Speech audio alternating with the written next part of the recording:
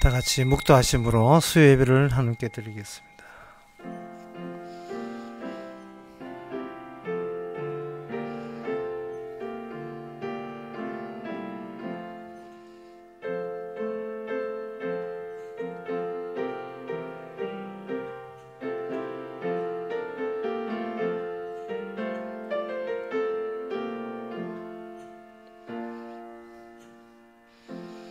내 걸음을 넓게 합셨고 나로 실종치 않게 하셨나이다.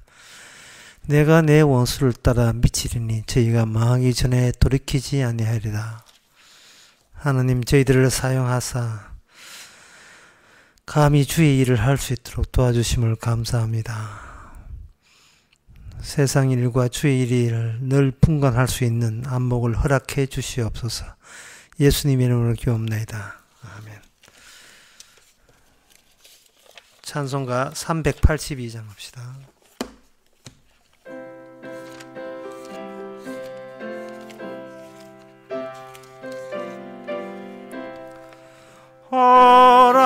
허락하신 새 땅에 들어가려면 마음의 준비 다하여 힘써 일하세. 여호수아 본받아 앞으로 가세. 우리 그 알처소는 주님 품일세. 시험 환난 당해도 낙심 말고서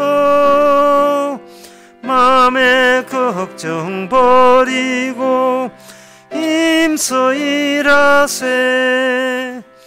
여호수아 본받아 앞으로 가세. 우리 그 알처소는 주님 품일세. 앞서 가신 예수님 바라보면서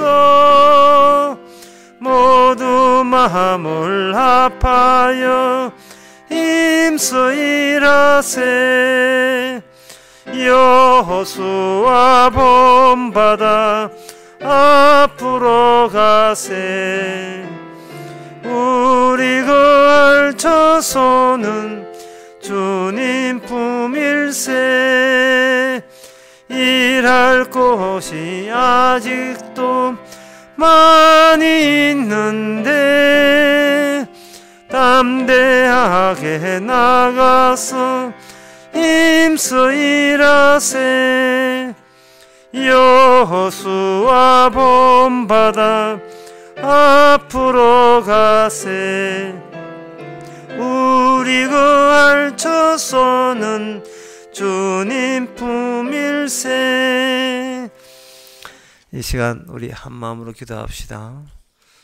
육의 일과 영의 일로 성경은 구분하고 있는데 육의 일을 가지고 썩어질 것이라 라고 이렇게 단정 짓습니다. 썩어질 것을 위하여 살지 말고 영생할 일을 하라고 하셨사오니 이 시간 무엇이 썩어지는 것인지 세상은 어느 길로 가는지 분간할 수 있도록 다 같이 기도합시다.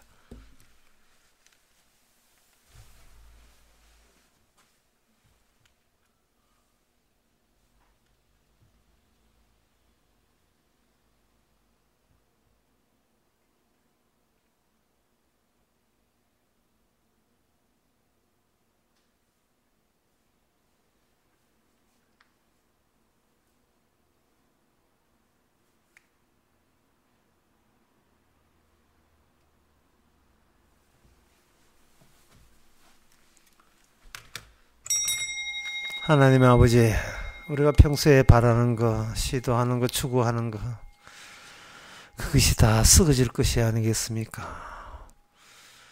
그거 몸 가져서 함맺혔고, 그거 얻지 못해서 분통했고, 그거 가졌는데 실패해서 낙담하지 않았습니까? 이 시간 썩어진 것에 대한 미련 갖는 세상을 따라가지 않게 하여 주시옵소서. 예수님 이름으로 기도합나이다. 아멘.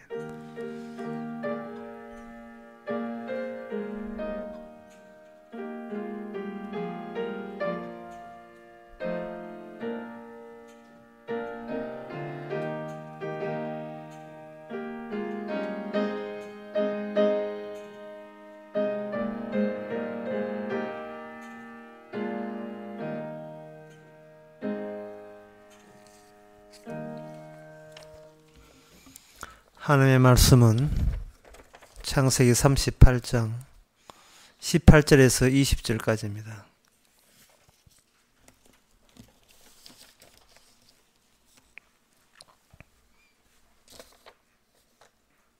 한 17장입니다.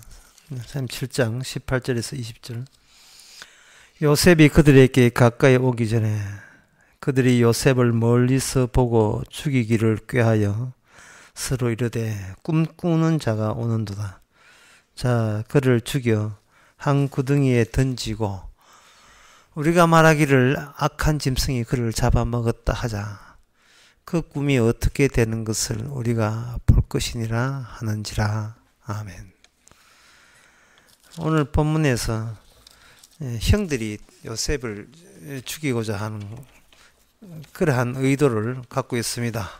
요셉은 아버지의 지시에 의해서 세겜에서 도단이라는 곳까지 저 약간 북쪽으로 한 40km 떨어진 곳까지 형을 만나기 위해서, 형의 안부를 아버지께 전하기 위해서, 심부름하기 위해서 형들을 만나기 직전의 모습입니다.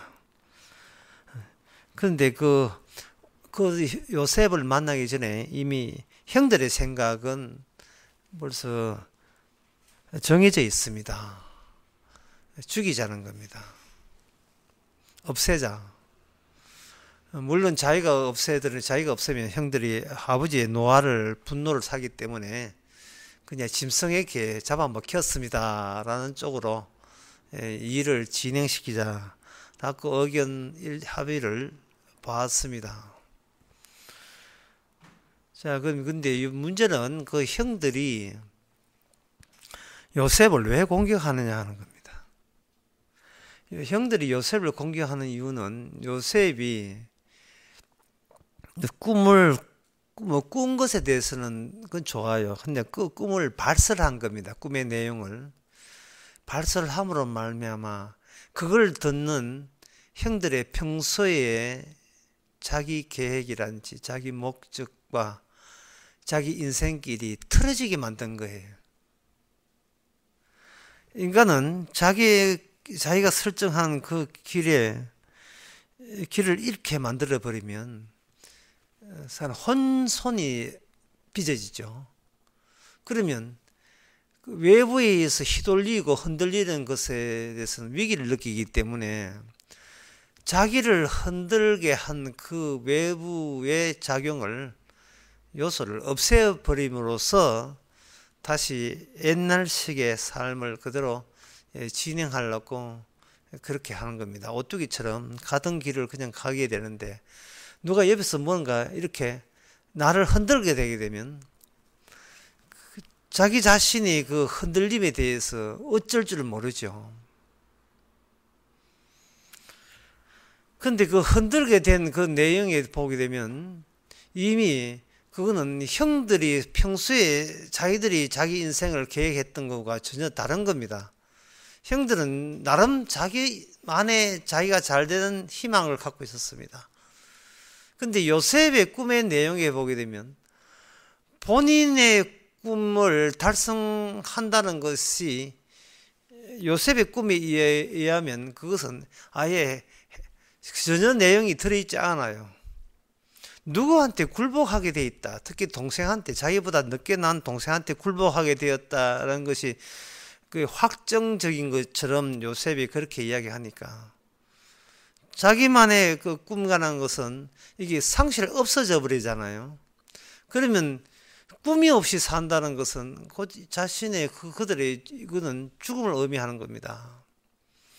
인간들이 태어나면서 세상 살면서 이상스럽게 자기만의 인생의 어떤 목표라든지 목적, 꿈, 희망 이런 것을 자꾸 쟁취하려고 해요.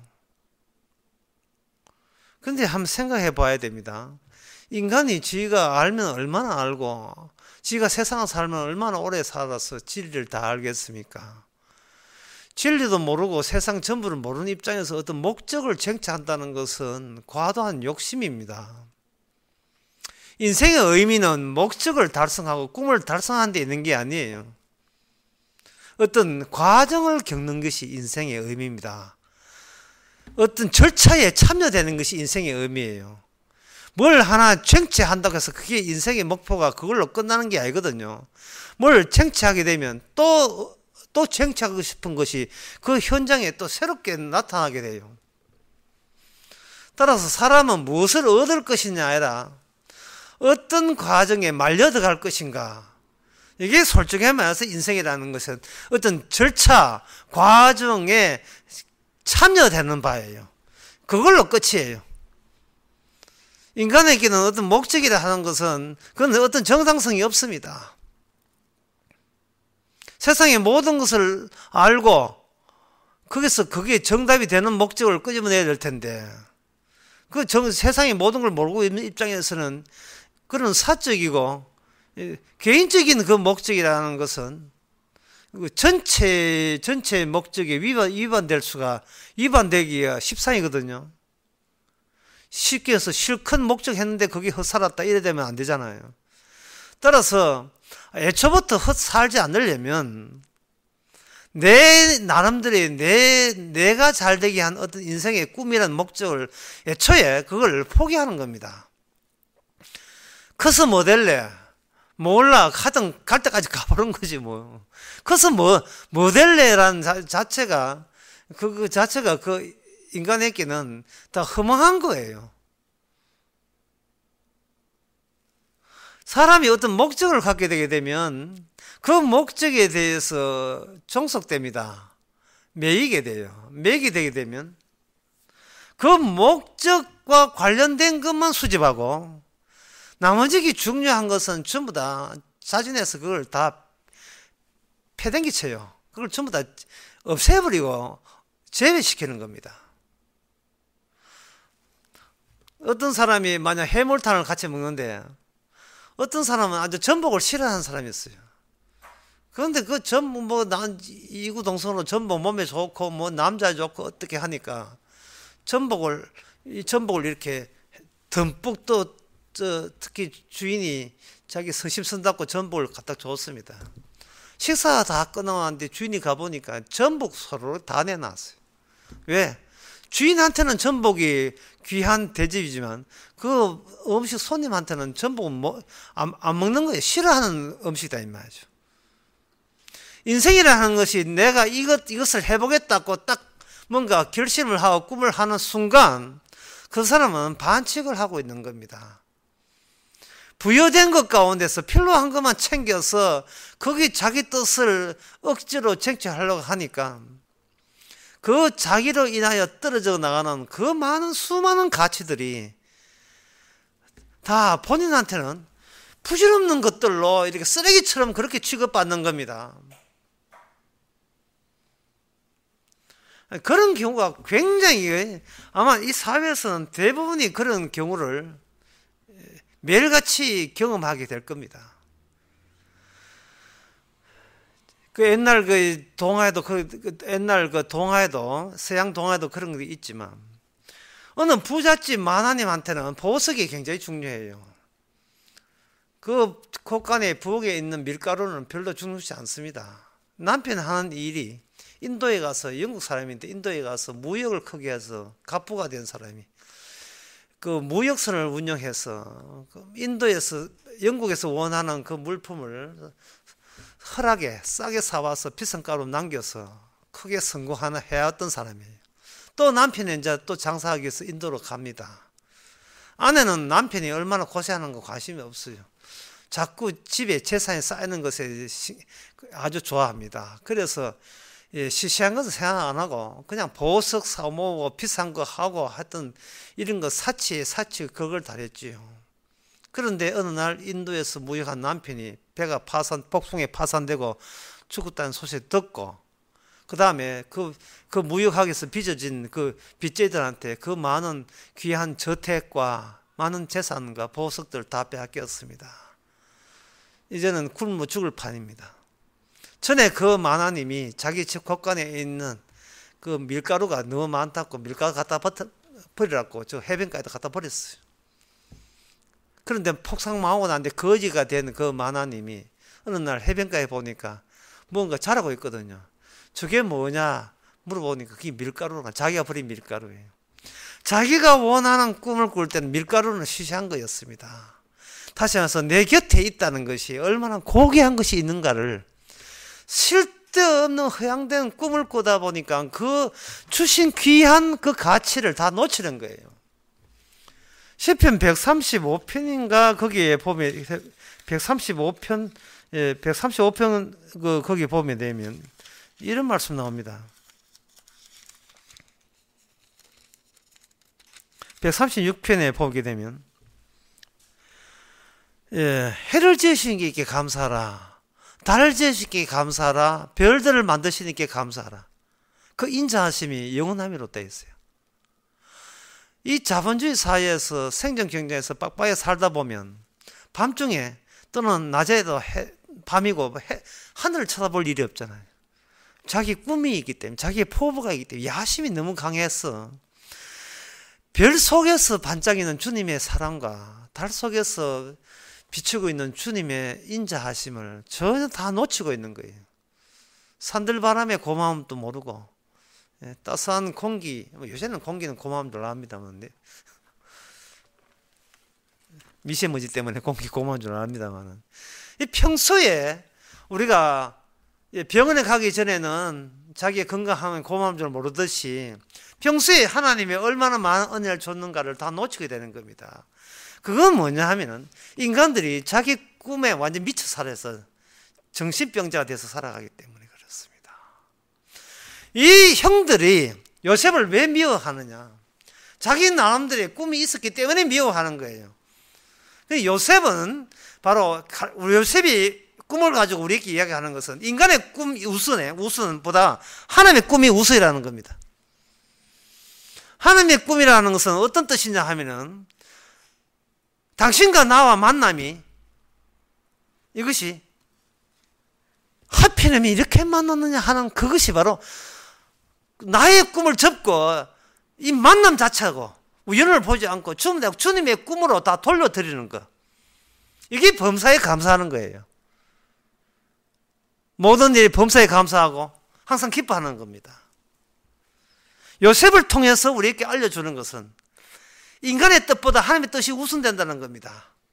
그리고 그 하나님의 뜻을 실현시키는 그 무대로서 인간들은 거기에 배치되어 있고 세팅되어 있는 겁니다. 신앙이라는 것을 아주 여행스럽고 요란스럽고 멋있고 자랑거리 할 만한 그런 것들이 신앙이 대상이 되고 신앙의 내용이 되는 게 아니에요. 그저 몸이 건조하고 평범해 보이고 아무 티나지 아니하고 그럼에도 그 속에서 주님의 아름다운 사랑을 이렇게 포착하는 것, 그게 신앙이에요. 그게 신앙의 능력입니다. 남들 보기에는 아무렇지도 않는데 신앙의 눈에 보면 뭐냐 하면 그것조차 하나님의 계획이요 목적이요 꿈이요 뜻이고 그걸 발췌해내는 능력, 그것이 바로 성령의 능력이잖아요.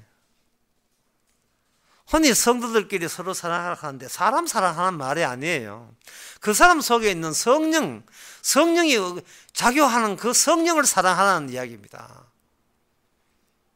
성령을 가졌기에 상대방을 볼 때 상대방의 그 모습을 보고 체질을 보는 게 아니고 그 사람 속에 성령의 역사, 주님의 뜻을 보는 겁니다. 특히 성령 같은 경우에는 주님의 완료된 뜻이죠. 완성된 뜻인데 그게 바로 주님의 꿈의 실현이죠. 하나님의 꿈이 어떠한 인간의 꿈의 모든 방해를 물리치시고 교이 저 사람을 구원했구나. 그러니까 그 사람의 재주나 능력이나 뭐 덕목을 사랑하는 것이 아니고 그 사람을 구원하신 하나님의 솜씨를 찬양하는 겁니다. 이게 성도의 만남이에요. 교인과 교인의 인사죠.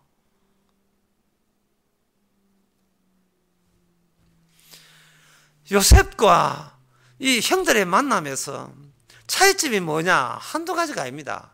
요셉의 형들은 자기 꿈들이 있었고 그 꿈이 요셉을 통해서 뭔가 치였다 할까, 방해받았다 할까, 좌절됐다고 할까,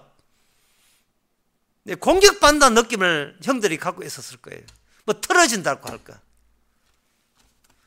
형들은 자기의 꿈을 위해서 그냥 사람들을 상대로 하고 있습니다. 그런데 요셉과 형제의 결정적 차이는 요셉은 사람을 상대하지 않습니다. 여러분들이 인생 사시면서 여러분 몇 명 안 되시면 여러분 인생 사시면서 인생이라는 것은 누구를 상대로 인생을 살아가시는 겁니까? 내 꿈을 이루기 위해서는 억지로 또는 인내하면서 참아내면서 자꾸 사람하고 관계하고 사람하고 사귀어서 얻고자 하는 것을 얻어내야 된다는 생각을 갖고 인생을 그렇게 살죠. 그렇게 사니까 사람들에게 잘못 못 보이면 밑비면 나 사단난다, 절단난다, 내 꿈이 좌절된다, 그러한 무거운 짐을 지면서 무거운 무게감을 느끼면서 살아가고 있어요. 그러나 요셉의 꿈은 요셉의 본인이 꾼 꿈이 아니에요. 하나님이 주신 꿈입니다. 그러면 요셉이 하나님의 꿈을 어떻게 실현하고 어떤 과정을 겪는가? 하나님의 꿈은 이 땅에 보이는 게 아니에요. 보이는 것이 없어질 때 비로소 나타나는 것이 하나님의 꿈입니다. 그래서 오늘 본문에서 요셉은 형들에게 죽어야 되는 겁니다. 하나님의 꿈이 꿈꾼 자가 죽지 아니하면 하나님의 꿈은 그 현장에 나타나지 않습니다. 인간의 꿈은요, 본인이 죽으면 안 돼요.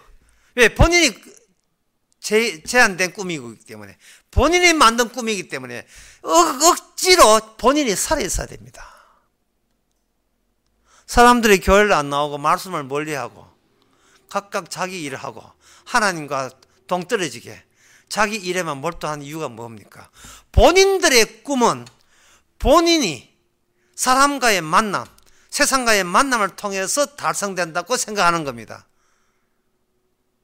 그러니까 본인의 꿈은 본인이 여기 눈에 보이니까, 눈에 보이는 내가 만든 내 꿈은 무엇과 관련되어 있냐 하면 이 보이는 내가 계속 보이는 쪽으로, 계속 잘 되는 쪽으로, 그런 식으로 자꾸 측정을 해서 내 지금 인생 성공했다, 잘 되고 있다를 판단하고 싶은 거예요.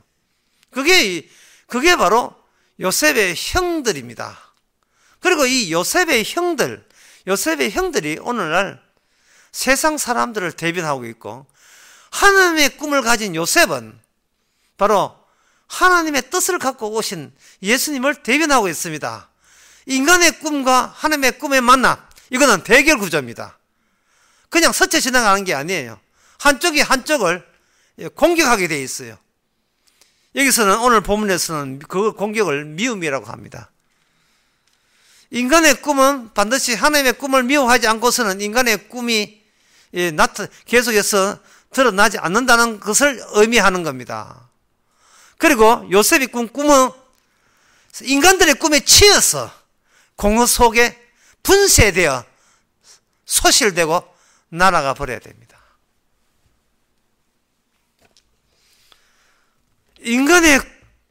인간이 하나님의 꿈이 오기 전까지는 인간은 그냥 인간들의 세계였습니다.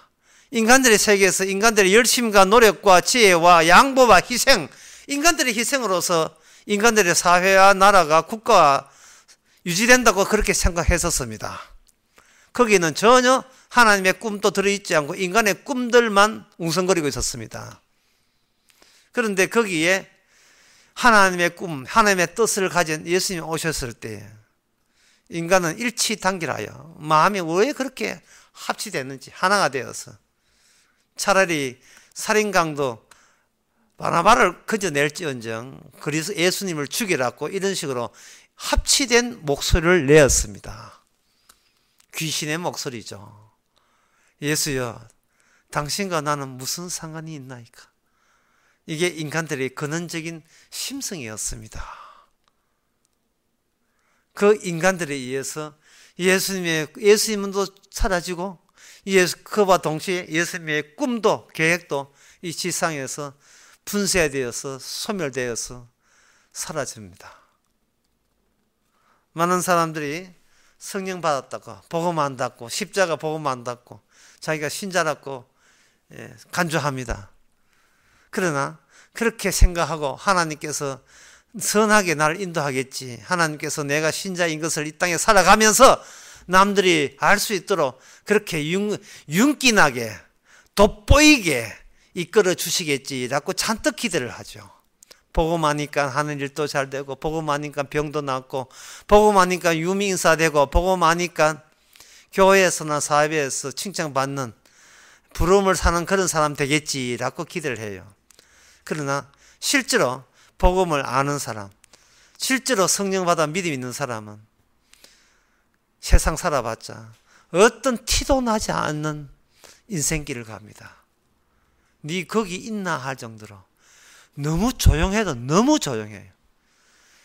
복음 알기 전과 알고 후가 아무 일도 일어나지 않습니다. 유난 떨 일도 없어요. 알아주지도 않습니다. 시인은 하나님의 성령 받은 어떤 효과도 없어요. 좁은 길을, 십자가의 길을 가는 어떤 그것을 알 수 있는 어떤 기회조차도 없습니다. 저도 티낼 기회조차 주지 않아요. 평범하게 이럴 데 없습니다. 내 인생에 어떤 변화라는 것도 일어나지 않습니다. 그래서 다시 한번 생각해 봅니다. 내가 지금 신자 맞나? 정말 십자가 복음이 그게 구원의 능력 맞기는 맞아. 예수님의 피가 구원의 능력이야. 그런데 뭔가 획기적인 일들이 왜 일어나지 않는 거지? 그렇게 생각합니다. 신앙생활 하면서 복음 알면서 획기적인 일이 일어날 거라고 그렇게 예상하는 것은, 그것은 예수 믿기 전에, 성령 받기 전에, 복음 알기 전에 그때 내 육의 심성이 욥의 형들과 똑같은 심성을 가지고 거기에다가 신앙이라는 것을 거기다가 더 보탠 거예요. 지금껏 살아온 인생과 전혀 다른 인생을 살기에, 지금껏 살아온 것이 지옥이라면 지금부터 내가 가는 건 천국이기에 하나님의 살아있음, 천사가 도와주는 기적과 기적들이 연발로 내한테 올 것이라 라고 잔뜩 기대를 하죠. 그 기대한다는 것, 그것은 아까 제가 말씀드린 것은 뭐냐면 눈에 보이는 것을 계속 유지하는 원칙을 포기를 못한 거예요. 인간에게서 자기가 존재한다는 것, 어렵게 말씀드려서 자기가 존재한다는 그것이 시작점이고 동시에 그게 최종점이에요. 인간은 내가 여기 있음에 마지막 목표도 근사하게 내가 있음으로써 마감되는 겁니다. 그러나 요셉은 그렇지 않아요. 요셉은 꿈을 꾸었다. 누가? 내가 꾸었다. 하지만 그 요셉은 그 꿈과 요셉과 더불어 같이 분쇄되고 깨져가지고 공중 속에, 공허 속에 산상조각 나서 거기에 다 깨져야 됩니다. 다시 여러분한테 물어봅니다. 해한테 인자하심을 어떻게 여러분 봅니까? 달에께서 인자하심, 별에께서 하나님의 인자를 어떻게 압니까? 알 수가 없지요. 하나님은 하늘에서 막 쏘아댄다는데 우리는 전혀 그 인자하심과 자비하심이 우리 마음속까지 지금 들어오지 않고 있을 경우라면 그것은 우리가 내가 있음에 거기에 완전히 거기 정신 팔려 있기 때문에, 살기 때문에 그렇습니다. 내가 여기 있다는 것을 시작점이고 여기 최종점으로 끝까지 나는 최종적으로 나만 살아 있다는 그거 절대적 나의 존재성, 그걸 목표로, 그걸 목적으로 삼아서 우리는 달려가다 보니까 하나님의 인자하심 앞에서 내 꿈은, 내라는 존재는 그냥 깨진 유령 조각처럼 산산조각 나야 된다는 이 엄연한 사실을 우리가 모르고 있습니다. 시편 80편에 보면 1절에 이런 말씀 나옵니다. 요셉을 양떼같이 인도하시는 이스라엘 목자요. 예, 오늘 본문에서는 요셉이 죽습니다만은, 예, 지금 지우고자 합니다만은, 시편 80편에 보면 요셉을 양떼같이 인도하신다 했어요. 요셉을 양떼같이 인도하신다. 하나님이 인도하시는 양떼의 대표적인 그 이름은 요셉이 되는 겁니다. 요셉을 인도하는 이유는 요셉이 꿈꾼 게 아니고 요셉 안에 하나님의 자기 꿈이 있기 때문에 그렇습니다. 하나님은 자기 꿈을 꾸는 거예요. 요셉이 인도할 때 어떻게 인도하는가? 그 인도하는 방법이 나옵니다. 4절에 보니까 만군의 여호와 하나님이여 주의 백성을 기도에 대해서 언제까지 노하시리까? 주께서 저희의 눈물 양식을 먹이시며 다랑의 눈물을 마시게 하셨나이다. 예, 요셉을 인도하는 인도받는 요셉 그 당사자들이 여전히 세상적인 육을 갖고 있다 보니까 하나님의 인도하심과 자기가 설정한, 자기가 계획한 멋있게 인도하심, 하나님께 대단하게 유난 떨게 인도하시는 그 유난 떠는 것과 실제로 하나님 인도하심 그 사이에, 그 과정 사이에 차이 나도 너무나 큰 차이 나는 거예요. 그들은 그 차이남에 대해서 그걸 받아들이지는 못하고 눈물을 양식으로 먹이시며 다랑의 눈물을 마시겠나이다. 눈물이 그냥 매일같이 눈물만 먹고 사는 인생을 하나님께서 살게 해놓고 그것이 바로 요셉을 인도하는 방식이라는 겁니다. 하나님의 꿈을 인도하는 방식이라는 겁니다. 왜냐하면 그들 속에 예수님의 고난이 미리 가 있기 때문에 주님의 아픔이 있고 상처가 거기 있거든요. 지금 제 아는 사람 주변에 그냥 안 아픈 사람이 드물 정도로 아픈 사람이 그렇게 많아요. 그 아픈 사람은 그냥 감기 정도가 아닙니다. 오늘도 아마 눈물 흘릴 거 있을 거냐. 아팠어. 잠 못 자서 아픈 사람, 안 걸려서 아픈 사람, 이빨 아파서 아픈 사람, 허리 아파서 아픈 사람. 따지고 보면 안 아픈 사람이 없어요. 그냥 안 울고 싶어도 눈물이 그냥 자동차 눈물이 나옵니다. 이렇게 살라고, 근데 이러려고 예수 믿었나? 라는 탄식이 절로 나와요. 그런데 저는 이야기하고 싶은 거가 있어요. 주님은 더 아팠는데요. 주님은 더 아팠어요. 제가 여러분한테 문제를 하나 내겠습니다. 사도행전의 7장에 나오는 그 스데반 집사가 성령 충만해서 돌에 맞아 죽었습니다. 성령 충만한 삶인데 이렇게 스데반 집사는 돌에 맞냐 죽는 죽음이 있는 반면에 사도행전 3장에 보면 성전의 안전뱅이가 주님의 능력으로 걷게 되었습니다. 자, 둘 중에 어느 게 기적일까요? 어느 게 더 근원적인 주님의 진리에 더 가까운 기적일까요? 그것은 바로 성령의 충만을 받았던 스데반의 집사의 돌 맞아 죽는 것이 주님의 고통과 아픔과 상태에 가장 근접한, 보다 주님을 주님답게 더욱 느껴지는 그러한 기적입니다. 그러나 사람들은 안전뱅이가 나는 기적에 사람들은 거기에다가 정신이 팔려 있죠. 그리고 나도 성령 받았으니까 그런 기적 해달라고, 사업이 잘 되고 몸이 건강하고 그런 기적 달라고 아주 간절하게 간곡하게 정심성의껏 다 빌고 있습니다. 그러나 그들이 비는 제 기도 제목 속에는 스데반에게 일어나는 기적 나에게 일어나라고 한 비는 내용은 아마 거의 들어있지 않을걸요. 요셉이 꿈에 의해서 어떻게 인생 살았는가 우리들 일단 미리 알고 있지 않습니까? 주님 가신 길입니다. 그게 하나님의 꿈이 지상에 실현되는 방식이에요. 그 방식 외에 말고 다른 방식 없습니다. 꿈꾼 자가 꿈 때문에 죽어서 꿈도 날아가고 그 사람도 날아가는 그 방식이 곧 주님의 꿈의 성취 방식이에요. 이 꿈을 꿨기 때문에 이 땅에서 큰 업적을 이루는 것이 꿈의 성취가 아닙니다. 꿈이 소실돼요. 중간 과정에서 사라져 버립니다. 왜?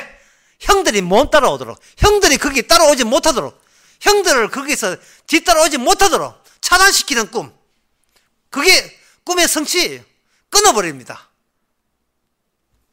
그 끊어버림을 오늘 본문에서는 미움이라고 생각하는 거예요.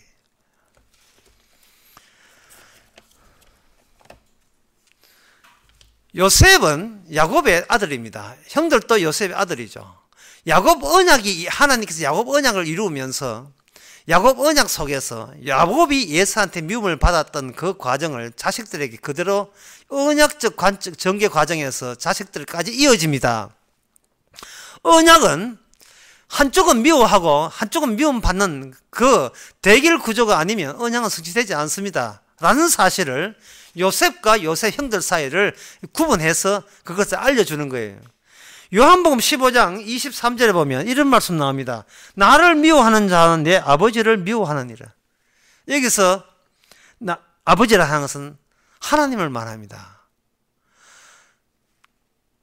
예수님을 미워하는 자는 아무리 여호와 하나님 삼위일체 아무리 논해도 그 자는 예수님을 미워하기 때문에 아버지를 미워하는 자가 되는 겁니다. 그러면 예수님을 미워하지 않으면 될 거 아니냐 하는데, 예수님을 미워할 수밖에 없는 식으로 우리는 이 땅에 태어났습니다. 순간순간 예수님을 안 미워할 수가 없어요. 몸이 아픈데 어떻게 예수님을 안 미워할 수가 있어요? 몸이 아픈데. 돈이 바닥났는데 어떻게 안 미워합니까? 개척교회 했는데 교인수 다 떠나버리고 목사하고 사모 둘 남았는데 어떻게 주님을 안 미워할 수 있습니까? 어떤 목사는 힘들게 교회하는데 하나밖에 없는 딸이 사고로 죽어요. 그 딸의 신발을 제단에 던지면서 새벽기를 울부짖습니다. 하나님의 주를 위해서 헌신했는데 주님이 내한테 해준 게 이게 뭡니까? 그게 바로 미움이다. 그게 미움인 거예요. 인간은 예수 믿으면서 자기 꿈을 포기하지 않습니다. 자기 몸의 꿈이 근사하게 이루어지기 위해서 예수님의 힘을 빌리고자 하는 그런 영광 엮여져 있는 상태에서 예수를 원하는 거예요. 요한복음 15장 18절에 보면 너희는 서로 사랑하라 하였고 세상이 너희를 미워하면 너희보다 먼저 나를 미워함이라. 하나님께서는, 예수님께서는 요셉 같은 기능을, 예수님 자신에 의해서 요셉 같은 기능을 하라고 제자들을 이 땅에 사도로 삼았습니다. 사도에 대해서 사람들을 얼마나 미워하는지, 마치 오늘 본문에서 요셉을 형들이 미워하는 것과 동일합니다. 왜 사도의 말을, 왜 요셉의 말을 형들이 미워하고 사도의 말을 오늘날 사람들이 미워하는 겁니까? 나름대로의 자기의 꿈들을 잊고 그 꿈과 직접적으로 하나님의 자기의 섬기는 그것과 관련시켰기 때문에 그런 겁니다. 하나님을 믿는 내가 그냥 믿지 않고 자기의 소박 하나만 자기의 꿈을 달성하기 위해서 하나님을 믿은 거예요. 그러면 요셉은 어떤 꿈을 꾸는가? 사도는 꿈 없어요. 그들은 사도나 요셉은 주님의 꿈 꾸는 성취되는 과정에 관여한 것만 해도 감지덕지합니다.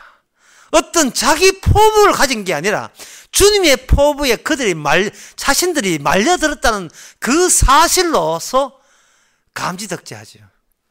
특히 사도 바울 같은 것은 그런 경우를 많이 합니다. 사도 바울은 말하기를 내가 가진 상이라는 것은 딴 게 아니고 이 복음 전하는, 고난 가운데 복음 전하는 이 자체가, 하나님의 일에 참여되는 이 자체가 나에게 상이고 나에게 복이고 나에게 생명의 면류관으로 본 겁니다. 우리가 이렇게 주님의 꿈이 오지 아니하면 우리는 자기가 얼마나 지저분한 인간인지를 알 수가 없어요. 자기가 얼마나 더러운 인간인 것을 모릅니다. 그래서 우리는 교회 와서 누굴 봐야 되는가? 다른 것을 보는 사람을 만나야 돼요. 세상에 가면서 다른 것을 말하는 사람, 세상 것을 말하지 않는 사람, 다른 것을, 하늘을 쳐다보고 사는 사람, 하늘과 달과 별과 해를 통해서 주의 인자하심을, 그런 것을 찾는 그 정도로 멍청한 사람, 세상 물정 모르고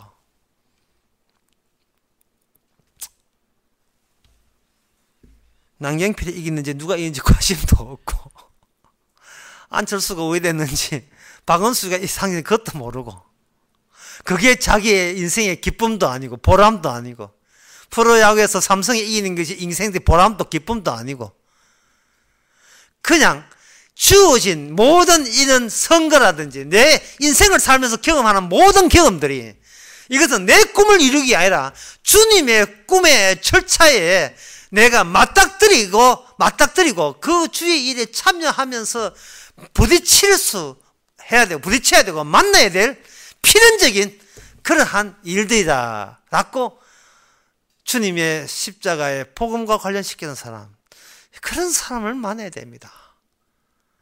돈 몇 푼 생겼다고 좋아하고 돈 몇 푼 잃었다고 절망하고 따지고 그런 사람보다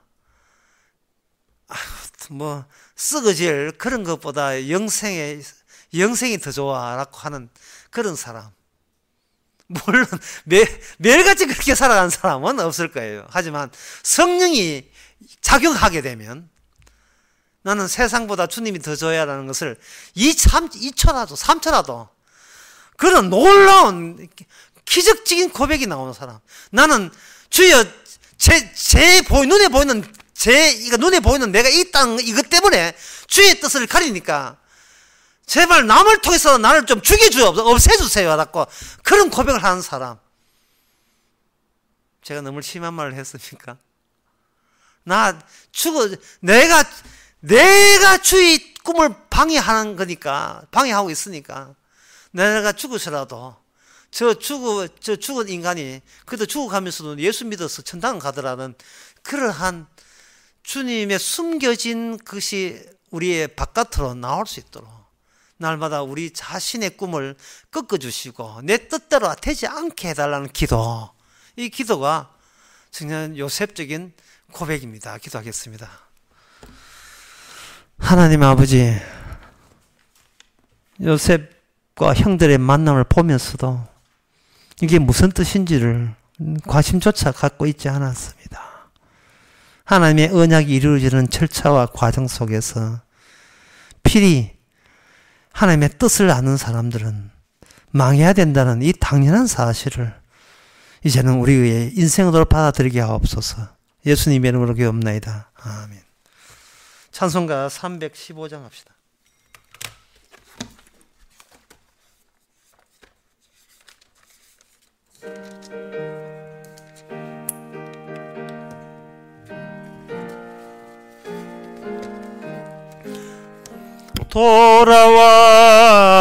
돌아와 맘이 고난이여 길이 참 어둡고 매우 험악하니 집을 나간 자여 어서와 돌아와 어서와 돌아오라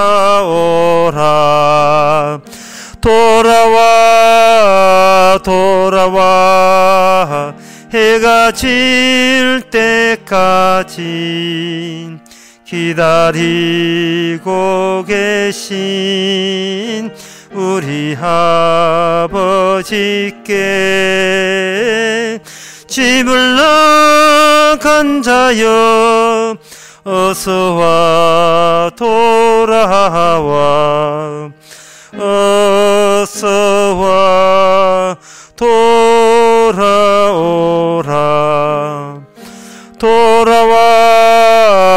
돌아와 환난 있는 곳과 죄를 범한 데와 미혹받는 데서 짐을 나간 자여 어서와 돌아와 어서와 돌아오라 돌아와 집에 돌아오라. 모든 것 풍성한 아버지 집으로.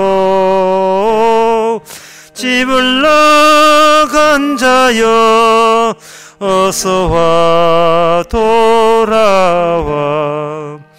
어서와 돌아오라. 기도합시다. 지금은 우리 주 예수 그리스도 은혜와 하나님의 크신 사랑과 성령의 충만하심이 실적 찾지 말고 지금도 주님께서 구준하게 십자가 지신 그 피의 언약대로 움직임을 깨닫는 모든 성도에게 영원토록 함께 계실지어다. 아멘.